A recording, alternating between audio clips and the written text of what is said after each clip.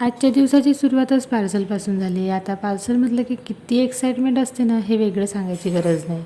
मी छान असे क्लचर बोलवले होते. खरं सांगते क्लचरची क्वालिटी खूप छान आली होती आणि क्लचर पण तेवढेच छान होते. दुपारच्या वेळेला थोडी मोठी भूक लागली होती, त्यामुळे छान अशा शेवया बनवल्या. त्या मी खात होते. त्यात माझ्या बाळाचं झालं होतं की मला अर्धी घे, नंतर तू खा. मग काय त्याला मांडीवर घेऊनच मी खात होते. संध्याकाळच्या वेळेला आमचं फिक्स झालेलं असतं की मला बाहेर एक चक्कर पाहिजे. मग काय त्याला घेऊन थोडी बाहेर गेली आणि एवढी छान हवा चालू होती ना, वातावरण पण खूप छान झालं होतं. अचानक वातावरण बिघडलं, खूप जास्त ढग आलं होतं आणि हवा पण तेवढी जास्त सुटत होती.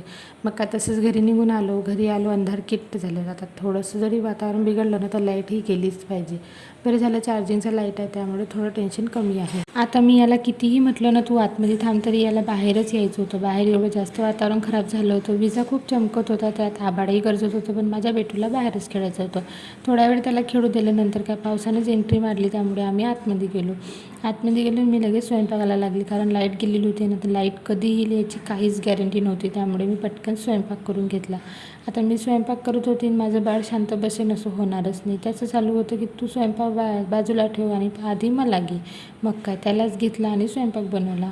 चला मग भेटू नेक्स्ट व्हिडिओमध्ये. बाय.